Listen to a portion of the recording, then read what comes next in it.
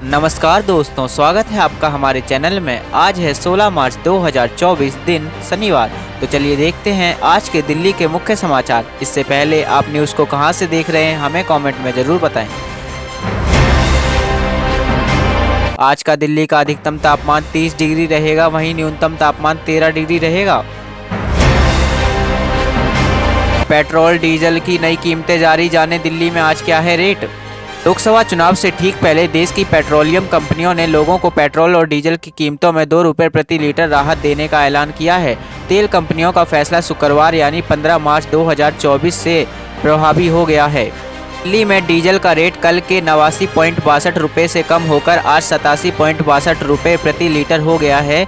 वहीं पेट्रोल की कीमत 96.72 रुपये से घटकर पेट्रोल 94.72 रुपये प्रति लीटर हो गया है। यानी अब लोगों को पेट्रोल पंप से तेल भरवाने पर प्रति लीटर 2 रुपये प्रति लीटर चुकाना पड़ रहा है। 70% तैयार हो चुकी थी रामलला की मूर्ति। दिल्ली से आया एक फोन, अरुण योगीराज को दोबारा बनानी पड़ी मूर्ति। अयोध्या में भगवान श्री राम मंदिर के विराजमान रामलला की प्रतिमा का निर्माण करने वाले अरुण योगीराज शुक्रवार को इंडिया टुडे कॉन्क्लेव में पहुंचे। वहां उन्होंने प्रभु श्री राम की प्रतिमा बनाते समय घटी कई घटनाओं का वर्णन किया।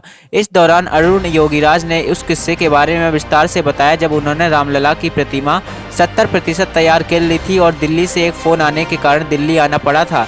बाद में उन्हें बताया गया कि मूर्ति का दोबारा निर्माण करना होगा। अरुण योगीराज ने बताया, मैंने जून में विग्रह बनाना शुरू किया था। अगस्त तक करीब 70% काम पूरा हो चुका था। अचानक मिश्रा जी ने फ़ोन किया कि अरुण दिल्ली आ जाओ। मैंने सोचा कि मैं बहुत अच्छा काम कर रहा हूँ, शायद बहुत बड़ा काम मिलने वाला है। दिल्ली पहुंचा। मिश्रा जी ने मुझसे कहा कि 8 टेस्ट से एक रिपोर्ट नेगेटिव आई है, इस पत्थर पर आगे काम नहीं कर सकते। देश के प्रति हमारी जवाबदेही है। तुम युवा हो और हमारे पास 2 महीने का समय है। मुझे पता है तुम यह कर लोगे। मैं 1 मिनट के अंदर ही उनकी बातों से सहमत हो गया। शरणार्थियों को लेकर बोले केजरीवाल, देश में घुसपैठ की कानून तोड़ा, अब हुड़दंग कर रहे, इन्हें जेल में होना चाहिए।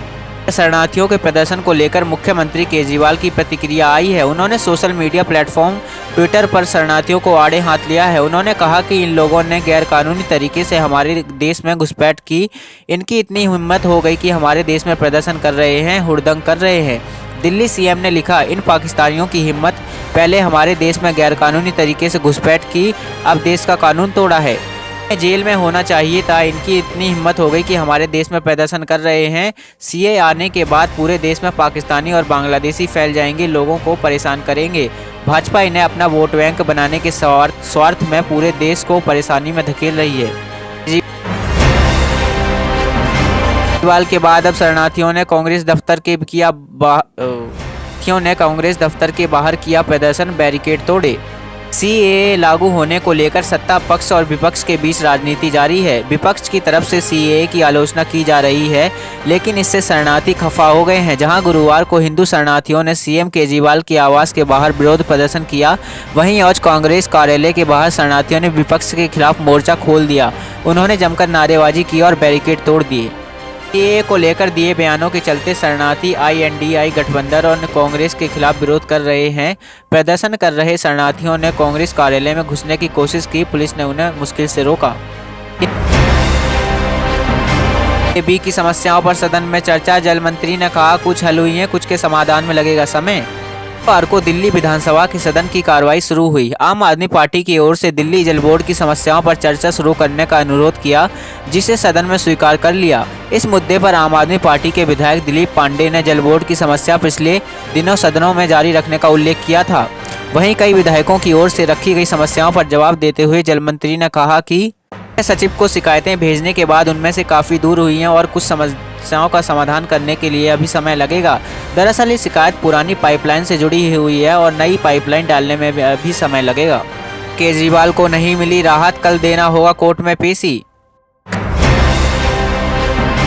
मुख्यमंत्री अरविंद केजरीवाल ने आबकारी नीति घोटाले संबंधित मनी लॉन्ड्रिंग मामले की जांच कर रही ईडी की शिकायतों पर निचली अदालत की ओर से जारी समन को सत्र अदालत में चुनौती दी। अरविंद केजरीवाल को पेश होने के लिए कोर्ट ने 16 मार्च का समय दिया है। इसमें छूट की मांग कर उन्होंने याचिका लगाई, जिस पर कोर्ट ने राहत देने से इनकार कर दिया। एयरपोर्ट पर 5 एकड़ में बनेगा विशेष आर्थिक क्षेत्र। दिल्ली के उपराज्यपाल वीके सक्सेना ने शुक्रवार को इंदिरा गांधी अंतर्राष्ट्रीय एयरपोर्ट पर 5 एकड़ में विशेष आर्थिक जोन मुक्त व्यापार क्षेत्र की स्थापना को मंजूरी दे दी है। इसके शुरू होने के बाद कार्गो इंफ्रास्ट्रक्चर और दूसरी गतिविधियों से संबंधित लॉजिस्टिक क्षेत्र को बढ़ावा मिलेगा। साथ ही इससे रोजगार के अवसर पैदा होंगे और आर्थिक विकास को बढ़ावा मिलेगा। इसकी मदद से निर्यात, वेयर हाउसिंग, व्यवहार और एयरपोर्ट कॉम्प्लेक्स से संबंधित सेवाओं के माध्यम से आर्थिक गतिविधियां शुरू होंगी। यह उद्यमियों को कर लाभ प्रदान करने के अलावा लाइसेंसिंग, मंजूरी और अन्य नियमों से जुड़े समस्याओं को आसान बनाएगा। एबीवीपी ने की संभावित प्रत्याशियों की घोषणा। कैंपेन शुरू, 22 मार्च को होगी वोटिंग। छात्र संघ चुनाव के लिए अखिल भारतीय विद्यार्थी परिषद ने अपने संभावित प्रत्याशियों की घोषणा कर दी है। एबीवीपी की तरफ से इस बार अर्जुन आनंद, उमेश चंद्र अजमीरा, गोविंद डांगी, मंजुल पवार, काव्या पाल, मेघा सिंह, दीपिका शर्मा, उन्नति पंजीकर, एएस स्टालिन, कनिष्क गौर, अभिषेक सिंह और आकाश कुमार रवानी मैदान में हैं। इन्हीं नामों से जेएनयू सेंट्रल पैनल के लिए अंतिम 4 नाम अध्यक्ष, उपाध्यक्ष, सचिव एवं संयुक्त सचिव पद के लिए तय होंगे। एबीवीपी के कार्यकर्ता अलग अलग समूह में hostel to hostel, class to class campaign के द्वारा प्रत्येक छात्र तक पहुंच रहे हैं। नॉकआउट में बारिश बनी बाधा तो अगले दिन होगा मैच। आईसीसी ने टी20 विश्व कप से पहले की घोषणा। अमेरिका और वेस्टइंडीज की मेजबानी में होने जा रहे टी20 विश्व कप 2024 से पहले अंतर्राष्ट्रीय क्रिकेट परिषद ने बड़ा ऐलान किया है। नॉकआउट मैचों के लिए रिजर्व डे का प्रावधान रखा गया है। अगर अब बारिश या अन्य किसी वजह से मैच पूरा नहीं हो पाता है तो उसे रिजर्व डे के दिन पूरा किया जाएगा। बोर्ड ने दुबई में इस सप्ताह हुई बैठक के बाद निर्णय लिया है, जिसमें स्टॉप क्लॉक को स्थायी रूप से लागू करने पर भी चर्चा हुई। स्टेज और सुपर 8 मैचों में नतीजों के लिए दोनों टीमों को कम से कम 5 ओवर खेलने होंगे। हालांकि नॉकआउट मैचों में दोनों टीमों को कम से कम 10-10 ओवर खेलने होंगे, जिसके आधार पर विजेता का चुनाव होगा।